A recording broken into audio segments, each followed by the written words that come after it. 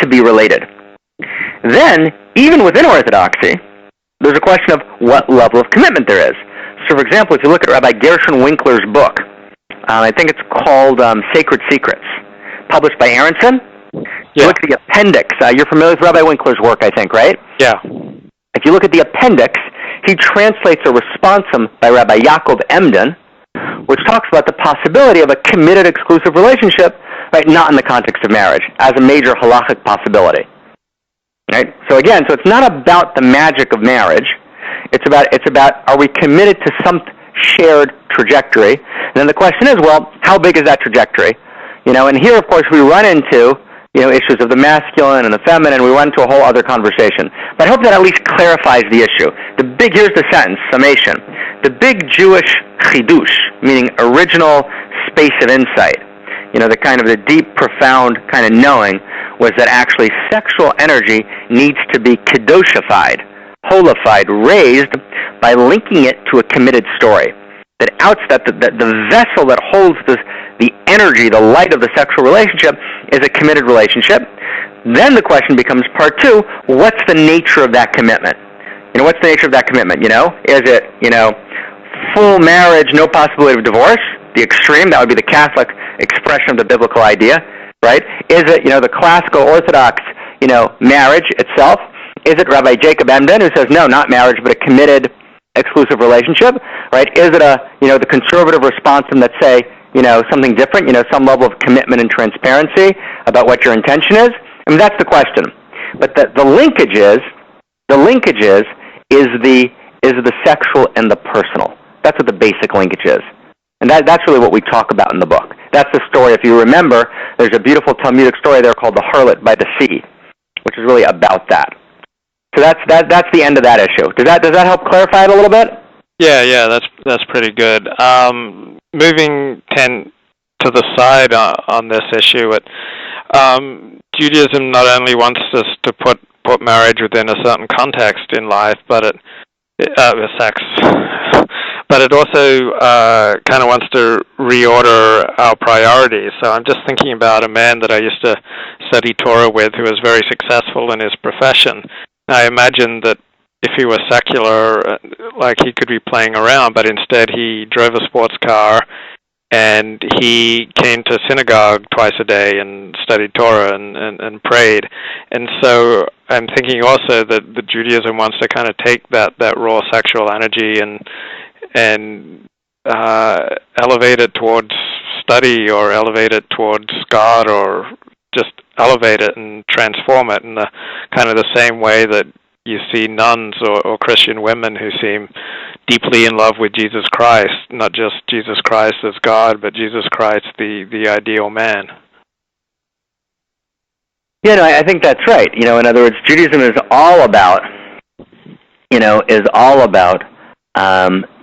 reordering priorities, and the study of Torah is really the commitment, to kind of stay very deeply in touch, with what are eternal values, with what are values that are real, that are deep, in exchange, or as opposed to, the superficial values that kind of draw us and hold us in their illusion. So if you would ask me in one sentence, Judaism is about disillusioning, dis-illusion, right? It's about kind of shattering, the illusion, right, that somehow, the sports car by itself is going to kind of create any sense of happiness. And studying Torah is to participate in this timeless community, which seeks the highest, most holy way, of living. And that is the absolutely gorgeous and beautiful expression of Yiddishkeit. That's absolutely true. I've heard quite a few spiritual teachers say that the union and ecstasy available in sex is only a taste of the union and ecstasy available from a relationship with God. And I've heard this from a lot of spiritual teachers, and I've never been able to get anywhere close to buying it.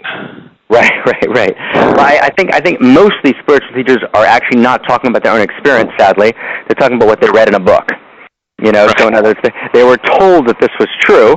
They were told, for example, that, it says in the Talmud that the Song of Songs, Shira Shirim, which allegorizes, the man-God relationship in terms of passion and sexuality, right? That, that the actual relationship with God is itself far more ecstatic than even the best sex might be. That is true. That is to say, when you have a genuine place of dveikut, right? And dveikut means, as you know, mystical cleaving, right? And dveikut is the same word that's used in the book of Genesis at the end of the second chapter, Breshit, Perek Beit, which is v'davak b'ishto, he shall cleave to his wife, v'ayu levasar echad, they'll become one flesh. So the word dveikut, literally translated, means intimate communion, and it describes intimate communion both with God, right, and with the other. So what is true is that in a genuine experience of merging with God, that genuine experience, which is called cosmic consciousness in English today, cosmic consciousness, right, actually does have with it this actual ecstatic whole body experience of kind of shuddering open to God. That's a genuine and real experience. I've experienced it, right? Not based on a book. It's a real experience. It's a real thing. If you want to read one of the most beautiful descriptions of it in English, you would actually get a book called Cosmic Consciousness by a gentleman named Buck, B-U-C-K-E. You would see his descriptions of his own experiences, right? You'll actually see those are actually genuine descriptions. It's actually correct. But it's not that it's better than sex, right? It's different, right? The sexual experience approximates it. What I would say a better way to say it would be, most sexual fulfillment today is actually very pathetic. First off, it's limited to the genital region. It kind of lasts, it spasms for, 19 seconds or whatever it is, and it's gone, right? So it's actually a very limited, flimsy, flabby, if you will, experience. Right? A much deeper experience is kind of what we would call a whole body orgasm. And a whole body orgasm means that your whole body's engaged. Your whole body's involved, and that doesn't happen through particularly better sexual technique. It happens through a whole heart relationship. Right? It happens through a whole heart meeting when people bring their full selves to the relationship, and the entire body becomes, if you will, an erotic zone, using erotic in its classical sense, in its sexual sense, and not merely the limited genital regions. The way we do sex today, most people, is actually pathetic. It's kind of limited, frail, spasms and disappears.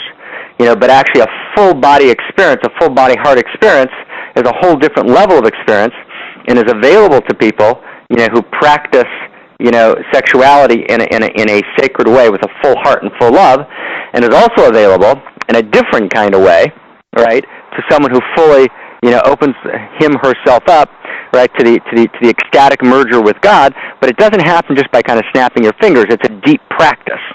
So a person might practice to experience that for years, right, till they finally get to a place where grace opens up and they experience that. And sometimes you can experience that, Levi, and if you spend hours chanting, sometimes you spend hours chanting, you really practice chanting in a really, really deep way. Sometimes you feel that kind of opening there. But it's actually a real thing. It's a real, verifiable, genuine experience. Usually spiritual teachers who are describing it are describing something they read in a book, right? So therefore it doesn't feel compelling because actually it's not compelling, to the person who's saying it. But it actually is. It is a real thing. It's available, to be honest, not merely in Judaism. It's available, to deep practitioners in all traditions. But like anything, it requires very deep practice. It's a deep practice over years. I mean, soul building is not that much different than bodybuilding, right? Right. You don't go in and kind of pump, 360, and have this great breakthrough moment, because, you just took off an hour and tried to do it. Now you do it, you gradually build up the weights and you work the body and you stretch and you do the right nutrition and, that's the same thing is true of this kind of practice, which is why, last sentence, the word mitzvah, right, commandment, actually in the Aramaic and partially in the Hebrew means tzavta, which means to be together with, to be in union with, to be intimate with. So that mitzvah is actually this kind of whole heart, whole soul system of practice, which is meant to lead us, to this kind of full heart body opening to the divine. And I'll again move slightly to the side to respond to what you've been talking about.